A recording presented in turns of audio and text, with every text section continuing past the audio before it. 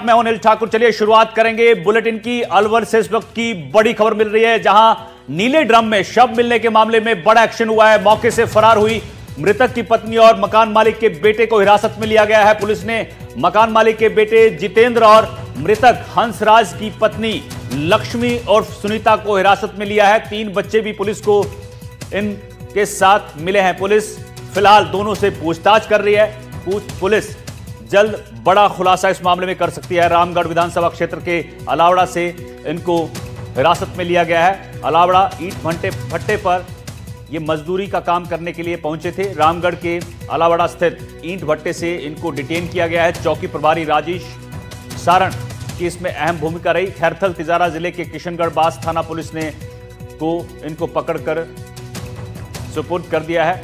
आपको बता दें कि नीले ड्रम में घर की छत पर बनी रसोई के अंदर शव मिला था महिला के पति का, और गला रेतकर हत्या की गई थी। और शव के ऊपर जो है तेजाब या नमक जैसी कोई चीज डाली गई थी ताकि जो शव है वो जल्दी गल सड़ जाए। लेकिन जब बदबू आने लगी उसके बाद खुलासा होता है कि यहां किसी का शव है। और जब पुलिस को बुलाया गया तो ड्रम के अंदर जो है वो शव मिला, जिसके बाद देखा कि महिला और उसके पति, महिला और बच्चे, साथ ही मकान मालिक जो है वो फरार है, लेकिन अब हिरासत में लिए गए। मुदित अलवर से हमारे संवाददाता इस खबर पर अपडेट के साथ जुड़ गया है। मुदित, इसकी पत्नी और जो मकान मालिक है डिटेन कर लिया है, क्या कुछ जानकारी निकलकर सामने आ रही है? इनसे पूछताछ हुई है, कोई खुलासा?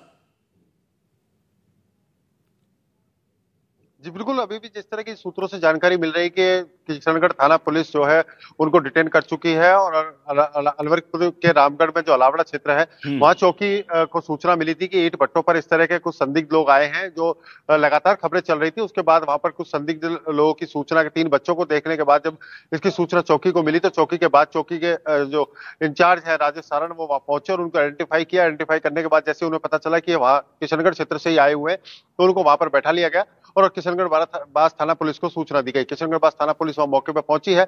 उनकी बिल्कुल तस्दीक करने के बाद उनको अभी हिरासत में ले लिया है और यहाँ पर किशनगढ़ बास थाने पुलिस लेकर आएगी। उसके बाद उनसे पूछताछ होगी और इस पूछताछ में क्या बड़े खुलासे होते हैं इसका खुलासा पुलिस करेगी। और सबसे बड़ी अहम बात कि अभी इस खुलासे से पूर्व ही जो मृतक है उसके परिवार के लोग भी यहाँ पहुंच चुके हैं। और सबसे बड़ी चीज, पुलिस को इसमें सफलता तो मिल गई है। इस सफलता में अभी पुलिस के लिए बड़ी चुनौती भी है कि इस पूरी गुत्थी को किस तरह सुलझाया जाए और जो पूरा इतना दर्दनाक घटना को इन्होंने अंजाम दिया उसको, इस घटना पे किस तरह से उनको सजा मिले, किस तरह से उनको इस जो परिवार है उसको न्याय दिला सके, ये पुलिस के लिए भी बड़ी चुनौती है। अभी जिस तरह से उनको पूछताछ की जानी है उस सभी मामलों को लेकर के पुलिस के जो आला अधिकारी है वो उनसे पूछताछ करेंगे और कुछ जो जानकारियां जुटानी है कि किन कारणों से इस घटना को अंजाम दिया गया, क्या पूरा षड्यंत्र रचा गया, कब से इस प्लानिंग में थे, कब से उनकी मुलाकात रही, तो ये सभी पहलुओं पर अभी पुलिस की जांच जो है होना बाकी है। लेकिन अभी जो सबसे बड़ी चीज कितनी देर पहले इनको पुलिस को सौंपा गया है? किशनगढ़ बास पुलिस को कब सौंपा गया है? जी बताया जा रहा है करीब अभी करीब 2 घंटे पूर्व अलवर के रामगढ़ के अलावड़ा चौकी ने इनको किशनगढ़ बस थाना पुलिस को सुपुर्द किया है। ईंट भट्टे पर ये नौकरी मांगने गए हुए थे।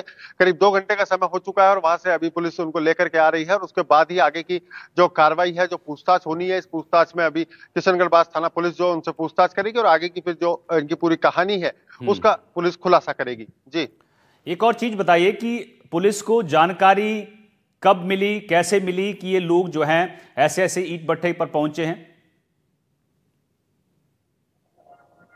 जी बिल्कुल, लगातार कल जब इस घटना की जानकारी चैनल्स पर चल रही थी और लोगों को इस बारे में जानकारी हुई और तो वहां के स्थानीय लोगों को भी इसकी जानकारी हुई तो आज सुबह 3 बच्चों को लेकर के जब वहां ईंट भट्टे पर पहुंचे तो उसके बाद इन्होंने वहां पर जाकर नौकरी मांगी। और नौकरी मांगने के साथ ही जब लोगों को शक हुआ कि ये कहीं किशनगढ़ बास से तो नहीं आए हैं तो उसकी सूचना तुरंत पुलिस को दी गई। चौकी प्रभारी जो अलावड़ा चौकी है वहां पर उनको इसकी सूचना दी गई। उसके बाद अलावड़ा चौकी वहां पहुंची, उन्होंने इसकी तस्दीक करी। तस्दीक में साफ हुआ कि किशनगढ़ बास से ही आए हुए हैं और जो इनके फोटो और इनकी पहचान के आधार पर इनको वहां पर डिटेन कर लिया गया। और उसके बाद अभी कुछ करीब मुझे एक और चीज जाननी है कि जो जिस शख्स की मौत हुई है उसके परिजन यहां पर पहुंचे हैं। क्या उनसे कोई बातचीत हुई है? दोनों के रिश्तों को लेकर किस तरह का रिश्ता इन दोनों का, पति पत्नी का, कोई बातचीत हुई है क्या? जी बिल्कुल, जो परिजन है वो यहाँ पहुंच चुके हैं। उन परिजनों से हम बातचीत कर लेते हैं। अभी जो स्थिति है उसमें साफ उन्होंने बताया कि इनके जो रिलेशन है वो काफी लंबे समय से चल रहे थे और उसी बीच करीब 8 से 9 साल इसकी शादी को हो चुके हैं। आप क्या लगते हैं मृतक के?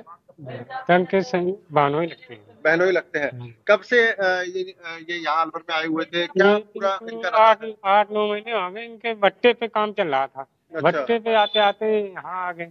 तो इसके मृतक की जो पत्नी है वो उसके क्या नेचर था? किस तरह की नेचर की थी वो? नेचर की वो हमको ऐसा तो नहीं लग रहा था। हमसे तो यही कहती थी जीजा ऐसा कभी नहीं होगा, हम परदेश में कमाएंगे खाएंगे। हमने कहा ऐसा है घर चलो।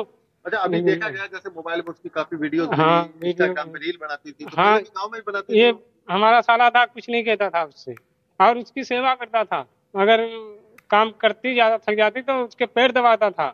ये तो खुश रखता था, खुश पूरी तरीका से खुश रखता। आप मृतक के भाई हैं, क्या भाई का नेचर रहा? भाभी किस तरह का नेचर में रहती थी? क्या पूरा इनका शेड्यूल था? कैसे ये अचानक इस तरह का माहौल बना? क्या बताया भाई ने कभी? भाई तो ठीक था। भाभी का क्या नेचर था? किस तरह की थी? आप लोग उससे किस तरह से बातचीत करती थी? पहले तो बातचीत ठीक करती थी। अच्छा, तो अलवर से जाने के बाद कभी फोन पे बात करी भाभी ने आपसे? नहीं, फिर अलवर के आने के बाद नहीं बात हुई। अलवर आने के बाद बात? क्या इन दोनों के बीच झगड़ा भी होता था? पूछिए जरा। गांव से रिलेटेड कोई बात कभी नहीं करी? नहीं। क्या दोनों के बीच झगड़ा हुआ है? झगड़े की सूचना मिली आपको कभी कि झगड़ा हुआ? नहीं, झगड़े की तो कभी सूचना ही नहीं मिली। तो भाई बताता नहीं था आपको कि ये किस तरह से रहती है, क्या है? नहीं, उसने तो कभी नहीं बताया। कभी नहीं बताया। अब आप लोग यहाँ आए हैं, उसके 3 बच्चे हैं। क्या बच्चों को किस तरह से रखता था? बच्चों को किस तरह से रखती थी? बच्चों को तो अपने भाई तो खुश रखता था। भाभी मारपीट करती थी बच्चों से कभी गांव में या यहाँ? अगर बच्चों को मारती थी तो भाई मेरा छुपा लेता था, खिला लेता था। उसे अपने घरवाली को कभी कुछ नहीं बोला। तो आप बच्चों को अपने साथ लेके जाएंगे? बच्चों को तो साथ में ही ले जाऊंगा। साथ ले जाएंगे। तो बिल्कुल यहाँ जो परिवार के लोग आए हैं, अभी पुलिस मृतक का पोस्टमार्टम कराएगी, मेडिकल बोर्ड से पोस्टमार्टम होगा और उसके बाद शव परिजनों को सुपुर्द किया जाएगा। और सबसे बड़ी अहम बात, अभी 3 बच्चों के भविष्य की बात और है। जो व्यक्ति उनका पालन पोषण करने के लिए दिन रात मेहनत कर रहा था और वो 3 बच्चों के लिए ही, अपने परिवार के लिए ही पालन पोषण में जुटा रहा, उसी की हत्या कर दी गई। और इस पूरे मामले को लेकर के अब पुलिस का खुलासा होना बाकी है। जी ठीक है मुदित।